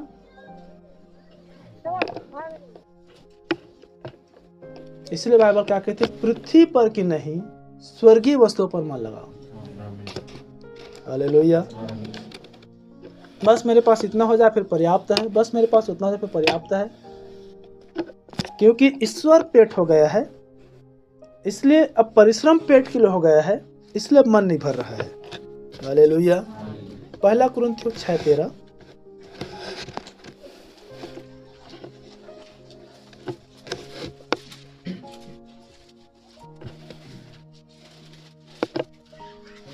भोजन हाँ। पेट के लिए और पेट भोजन के लिए है, परंतु परमेश्वर इसको और उसको दोनों को नष्ट करेगा। क्या आप देख पा रहे हैं? परिश्रम काम है, और फिर पहला कुरिन्थियों 6:13 में आ रहा है कि भोजन जो है पेट के लिए है और पेट भोजन के लिए है। और पेट जो है वो भोजन के लिए है। अब परमेश्वर क्या कर रहे हैं? परंतु परमेश्वर को इसको और उसको दोनों को नष्ट करेगा। अब परमेश्वर भोजन को भी नष्ट कर देगा और पेट को भी ब्लास्ट कर देगा। भोजन पेट के लिए है और पेट भोजन के लिए है, परंतु परमेश्वर इसको और उसको दोनों को नष्ट कर देगा। क्या आप सुन पा रहे हैं? काम कैसे घूमकर परिश्रम में आया, परिश्रम कैसे घूमकर पेट में आया, पेट कैसे ईश्वर बना, ईश्वर बनने के बाद कैसे मनुष्य का सारा परिश्रम उस ईश्वर रूपी पेट के लिए हो गया, और परमेश्वर कैसे पेट को और मनुष्य दोनों को मिटा देगा। एक आज्ञा परमेश्वर के टालने के बाद उसके विश्राम दिन को पवित्र नहीं ठहराना। क्या आप सुन पा रहे हैं? क्या आप समझ पा रहे हैं? क्या हम देख पाए कि उसके विश्राम दिन को पवित्र नहीं ठहराने के बाद कितना भी परिश्रम करे तो भी मन नहीं भर रहा है?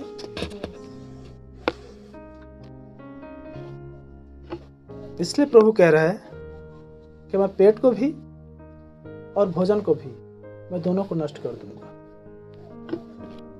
क्यों? परंतु देह व्यभिचार के लिए नहीं वरन प्रभु के लिए है, और प्रभु देह के लिए है। इसलिए मैंने कहा जो प्रभु के दिन को टालता है वह विचार करता है। अब जब उनकी ईश्वर उनकी पेट बन जाता है, तब हमने पढ़ा तो मुझे छोड़ दूसरों को ईश्वर करके।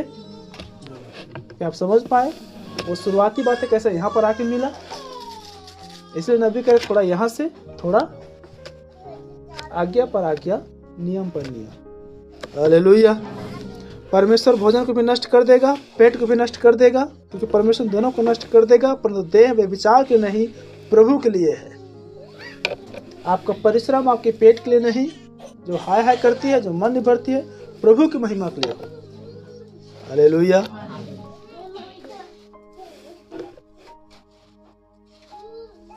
क्योंकि प्रभु देह के लिए है, इसलिए हम देखते हैं 1 कुरिन्थियों 3:16 में, क्या तुम नहीं जानते कि तुम्हारे देह परमेश्वर की आत्मा की मंदिर है।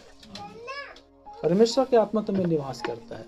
मैं तुम में बसूंगा और मैं तुम में होकर चला फिरा करूंगा। हालेलुया। परमेश्वर इसको और उसको दोनों को नष्ट कर देगा।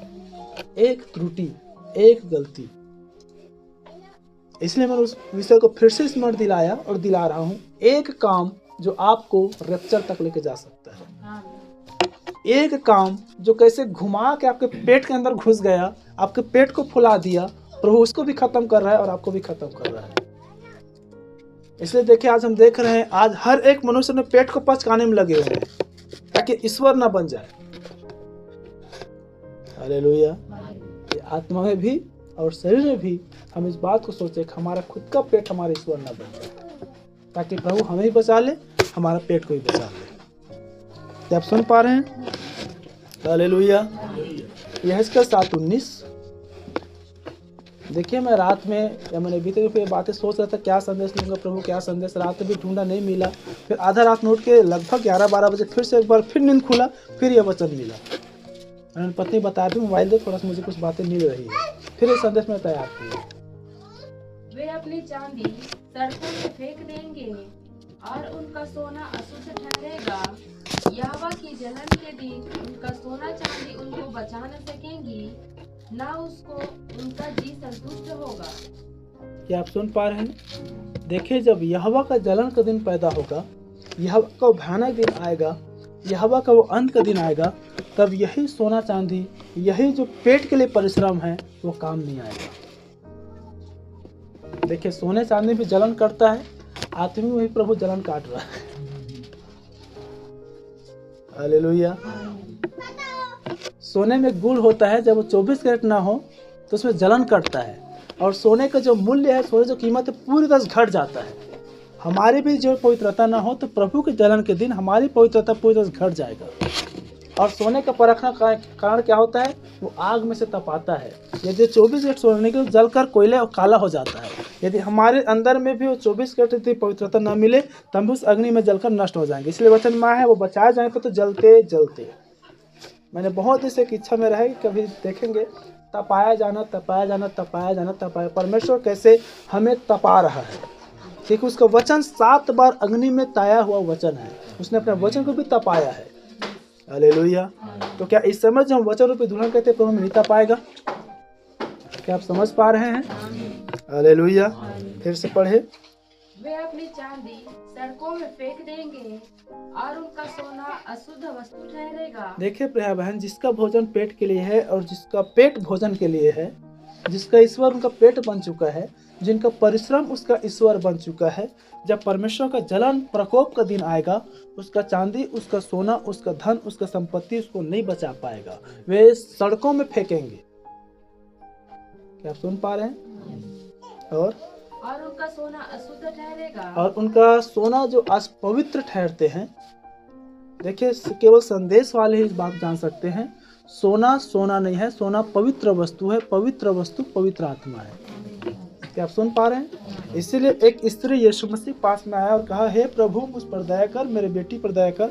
तब उसने कहा, पवित्र वस्तु कुत्तों के आगे डालना अच्छा नहीं है। तब उसने कहा, प्रभु मैं जानता कुत्ते भी चूर चाट खाते हैं, मतलब पवित्र आत्मा। क्या आप सुन पा रहे हैं? लेकिन नामधारी क्या समझे? सोना सोना है। रिबका को जब एलियाजर ने जब सोना की वस्तु दिया तो सोना की वस्तु नहीं दे रहा था, वो पवित्र आत्मा की छाप दे रहा था। क्या आप सुन पा रहे हैं? इसलिए उनकी सोना जो है अपवित्र ठहरेगा। सोना कभी पवित्र हो सकता है? नहीं, लेकिन पवित्र आत्मा पवित्र है। हालेलुया। और उनकी सोना अपवित्र ठहरेगी। यहोवा की जलन के दिन उनका सोना चांदी उनको बचा न सकेगी। और यहोवा के जलन के दिन उनके सोना चांदी उनको बचा न सकेगी, ना उससे उनका जी संतुष्ट होगा। और न ही उनका जी। अब देख रहे हैं यहाँ पास कैसे काम, परिश्रम, ईश्वर बना, ईश्वर पेट बना, पेट के लिए परिश्रम हुआ, संतुष्टि नहीं आई, परमेश्वर दोनों को नाश कर रहा है और उनका जी अब उसमें नहीं भर रहा है। हाँ, उनका जी उसमें नहीं भरेगी ना उनके पेट भरेंगे। और देखो उसमें भी अब उसका पेट नहीं भर रहा है। हालेलुया। सोना चांदी धन वस्तु कुछ भी नहीं बचा पाएंगे जब परमेश्वर के जलन के दिन आएगा तो। इसलिए उसके जलन के दिन आने से पहले, उसकी प्रकोप आने से पहले हम अपने आप को सावधान कर लें। आमीन। हम उसके पवित्र दिन को स्मरण मानने के लिए हम पवित्र हो जाए। आमीन। प्रभु की आज्ञाओं को, प्रभु के नियमों को प्रिय कलीसिया हल्कों में न ले। नबी एक बात कह रहे हैं कि आप जितने अधिक पवित्रता में जीते हैं, आप जितने अधिक प्रभु की गंभीरता में जीते हैं, आप जितने अधिक आप प्रभु के करीब में जीते हैं, संसार हर तरफ गड़बड़ ही गड़बड़ दिखाई देगी।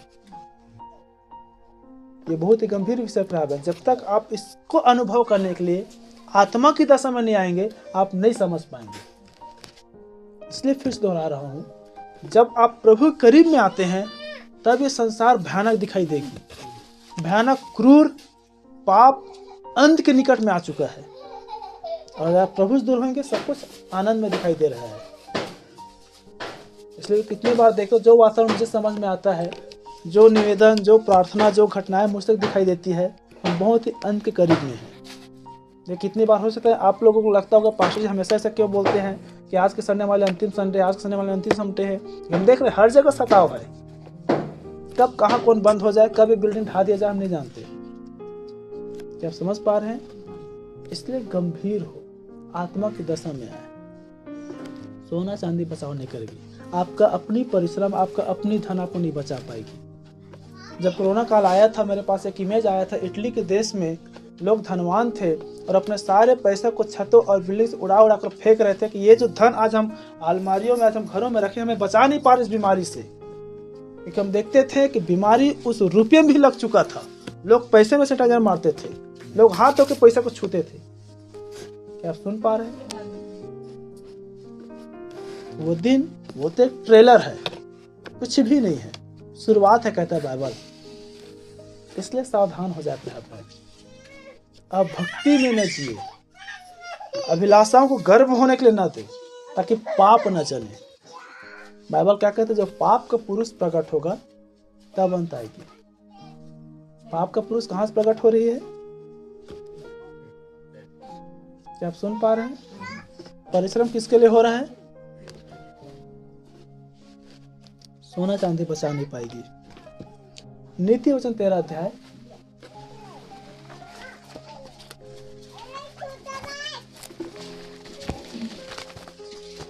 और उसका 8 पद। प्राण की छुड़ौती मनुष्य का धन है। अब देखिए प्रिय बहन, प्राण की छुड़ौती, आपकी आत्मा की छुड़ौती, आपके प्राण की बचाव आपकी अपनी खुद की धन है। क्या आप देख पा रहे हैं बाइबल कैसे घुमा के बातें करती है? बस उसको समझने के लिए आपके पास समझ और प्रकाशन होना है। अब आपके प्राण की छुड़ौती आपके परिश्रम नहीं है, आपके प्राण की छुड़ौती आपके सोना चांदी नहीं है, आपके प्राण की छुड़ौती आपकी ड्यूटी, आपकी रोजी रोटी नहीं है, आपके प्राण की छुड़ौती आप संसार में जी रहे वो नहीं है। प्राण की छुड़ौती तो आपकी अपनी खुद की धन है। प्राण की छुड़ौती मनुष्य का धन है, परंतु निर्धन घुड़की को भी नहीं सुनती।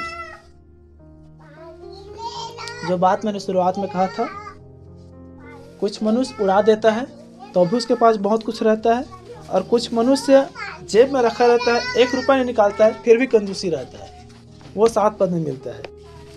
कोई जो धन बटोरता परंतु उसके पास कुछ नहीं रहता। कितने बार देखें हम धन बटोरने का प्रयास करते हैं, इतना परिश्रम करते हैं, इतना बैंक बैलेंस बनाने का प्रयास करते हैं, इतना कुछ करने का प्रयास करते हैं, तो भी हाय हाय। कितने बार अपनी इच्छाओं को, अपनी आवश्यकताओं को, अपनी जरूरतों को मारते हैं, तो भी हाय हाय। लेकिन कोई अपना धन उड़ा देता है तो भी उसके पास बहुत रहता है। प्राण की छुड़ौती मनुष्य का धन है। हमारी इस कलीसिया में एक बहन है जो नहीं आए हैं, मेरे खुद की बहन। इतना काम करती है, भला होता है उनको यहाँ पर रहना था। इतना काम करती है, एक दिन उनको छुट्टी मुश्किल हो जाता है, तो भी आप उनकी दशा को पूछना हाय हाय है। क्या कारण है?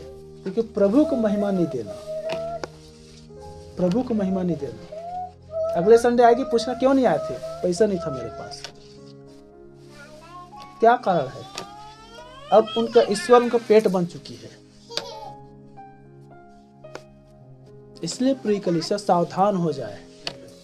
गलाती 6:7 में परमेश्वर ठट्ठों में नहीं उड़ाया जाता, परमेश्वर ठट्ठों में उड़ाया जाता। प्रभु के करीब आओ, वह भी तुम्हारे करीब आएगा। अपना ईश्वर पेट को ना बनाओ, उसके दिन को स्मरण रखो। अपने खाने पीने में, अपनी मौज मस्ती में, अपने सोने में, अपने उठने में, अपने बैठने में, अपने अभिलाषाओं में आप प्रभु के दिन को हल्के में ना ले कि आज मैं नहीं जाऊंगा, आज मैं नहीं जाऊंगी, आज मैं नहीं बैठूंगी, आज मैं नहीं बैठूंगा। परमेश्वर तुझको, तेरे पेट को भी नाश कर देगा।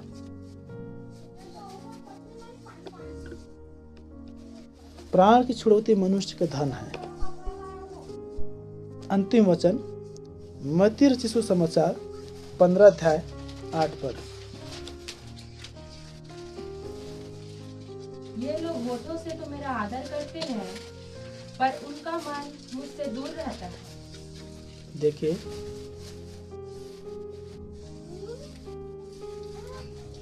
जो पेट को अपना भोजन बनाता है, जो पेट को ईश्वर बनाता है, जो पेट के लिए परिश्रम करते हैं, वे होठों से आदर कर सकते हैं, लेकिन मन कहाँ लगा रहता है? संसार में, कार्यों में, बातों में, चीजों में, परिश्रमों में, धनों में, संपत्तियों में। तो वे होठों से तो आदर करते हैं, परंतु मन मुझसे कोसों दूर रहता है। यदि आप में से जो प्रभु के दिन को आप पवित्र नहीं ठहरा पाते हैं, याद रखें, वही लोग हैं जो केवल होठों से आदर कर रहे हैं कि हम संदेश वाले हैं, हम दुल्हन हैं, हम चुने हुए हैं, रैप्चर हमारा है, हम प्रभु के हैं, प्रभु हमारा है। यदि आप प्रभु के हैं, प्रभु आपका है, जहाँ प्रभु है वहाँ आप रहोगे। क्या आप सुन पा रहे हैं? प्रभु ने क्या कहा? जहाँ 2 या 2 से अधिक मेरे नाम से इकट्ठे होते हैं, उनके बीच में होता हूँ। प्रभु के दिन 2-4 इकट्ठे होते हैं प्रभु के नाम से, तो प्रभु कहाँ होगा? उनके बीच में। और जो प्रभु करीब नहीं आ पाए हैं, वो किसके नाम से है? वे ही जाने। क्या आप सुन पा रहे हैं? इसलिए होठों से तो आदर करते हैं, मन मुझसे कोसों दूर रहता है। आज की संदेश आपके लिए यही बातें निकाले खराब है। फिर से बात मैं दोहरा रहा हूँ, ये केवल वर्ष भर के लिए नहीं, आपके जीवन के अंत तक के लिए होने पाए। प्रभु के दिन को हल्के में ना ले, प्रभु के दिन को हल्के में ना ले, प्रभु के दिन को हल्के में ना ले। यदि आप इतनी परिश्रम करते हैं प्रभु के दिन को टालकर, संतुष्टि नहीं है, वो प्रथम आदम की श्राप लगा है। वो प्रथम आदम की श्राप लगा है। क्योंकि यदि भरपूरी है तो परिश्रम की क्या जरूरत है?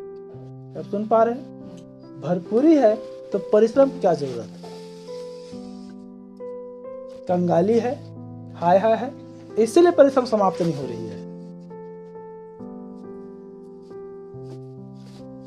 हालेलुया।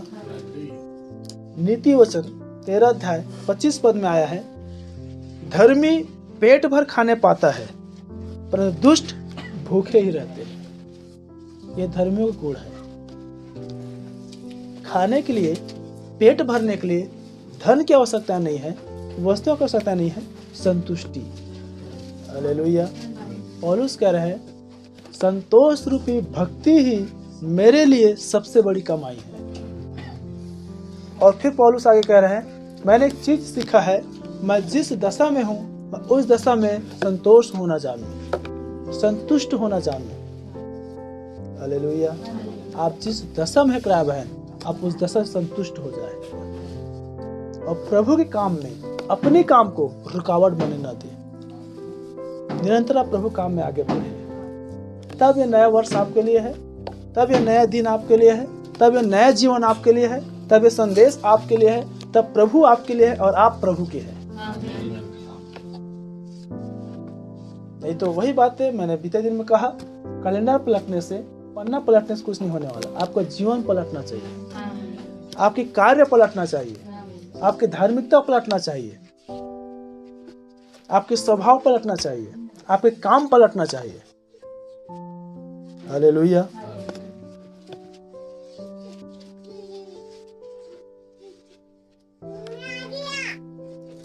तब जो काम हमें मिला है उसको हम स्मरण करके प्रभु के दिन को हम स्मरण करके पवित्र ठहरा पाएंगे। वो हमारे सीधा मार्ग निकाल पाएगा, हम उसमें संतुष्ट हो पाएंगे, वह हमारा भला करेगा। हालेलुया। आज पूरी तरह समझ पाए कि हमारे काम जो है कैसे प्रभु की महिमा के लिए हो, हम जो है कैसे प्रभु की महिमा के लिए हो, क्योंकि हम ही इस समय प्रभु की महिमा है। हालेलुया। तब प्रिय बहन, ये चाहे पूरे वर्ष हो या फिर से कह पूरे जीवन के लिए हो, आप प्रभु को प्रथम स्थान देना जाने। हम धन्य हैं, केवल सप्ताह भर में नहीं, लेकिन हमारे युग का भविष्यवक्ता विलियम मरियम ब्रनहम के द्वारा बुधवार और शनिवार और रविवार के दिन ठहराया है, ताकि और हमें लंबा डंक ना मारना पड़े, हम कदम बाय कदम अंश अंश करके बदलते चले जाएं। हालेलुया। लेकिन नबी बता रहे हैं इस 3 दिन को ठहराने के उसके पीछे के रीजन। नबी कह रहे हैं कि मेरा तो एक विचार है कि मैं प्रतिदिन संदेश दूं, लेकिन कोई आ पाएगा? इस बात को भी नबी कह रहे हैं। मैं जानता हूं कि मैं प्रतिदिन प्रचार करूंगा तो कलीसिया नहीं आ पाएगी, लेकिन मेरे तो अंदर के एक उन्माद है कि मैं प्रतिदिन प्रचार करूं। तब वो कह रहे हैं, ये हमारे यहाँ मैं देख सकता हूँ या मैं कह सकता हूँ, एक सप्ताह में तो आ नहीं पाते हैं तो प्रतिदिन कैसे आ पाएंगे? तो नबी कह रहे हैं एक सप्ताह 6 दिन एक अनंत जीवन पाए व्यक्ति के लिए, एक आत्मा से जन्मे व्यक्ति के लिए बहुत दूर और बहुत गैप होता है। वो 6 दिन तक भूखे प्यासे रह ही नहीं सकते। तब उसने कहा कि 2 दिन आप काम करो, 1 दिन मीटिंग में आओ, फिर 2 दिन काम करो, फिर 1 दिन मीटिंग में आओ, ताकि आप जीवन यापन भी करो और प्रभु भी बने रहो। क्या देख पा रहे हैं? हालेलुया। एक भाई बीते दिन में कह रहे थे, हम 1 सप्ताह 10 सप्ताह काम में जाते हैं, यदि कहीं 10,000 कमाई हुआ तो उसमें 6,000 हमारा मूल हो गया और 4,000 मुनाफा हो गया, फिर हमसे बड़ा राजा कोई नहीं है। यह है प्रभु में संतुष्टि, जितना जरूरत उतना मिल गया, खत्म। इसलिए मैंने बीते में भी कहा था, कितने बार हम सोचते हैं ये लेंगे वो लेंगे, ये करेंगे वो करेंगे। याकूब इस बात को बता रहा है, याकूब 4 अध्याय में, प्रभु चाहते यह नहीं वह भी करेंगे। सब बात को प्रभु के हाथ में सौंपना आरंभ करें। हालेलुया। बोलो प्रभु यीशु मसीह की। और अपने जीवन हम प्रभु को सौंपे। हमारा जीवन प्रभु के लिए पवित्र रहे। हमारा जीवन प्रभु के लिए पवित्र रहेगा, तब दिन भी प्रभु में पवित्र ठहरेगा। नहीं तो दिन होता है, चाहे विश्राम दिन हो, चाहे पवित्र दिन हो, चाहे पुनरुत्थान दिन हो, चाहे रविवार के दिन हो। जब आप पवित्र ठहरते हैं तब आपके द्वारा दिन भी पवित्र ठहरता है। आप अपने जीवन से दिन को पवित्र ठहराना जानिए। कोई भी मनुष्य प्रभु के दिन को अशुद्ध न ठहराए।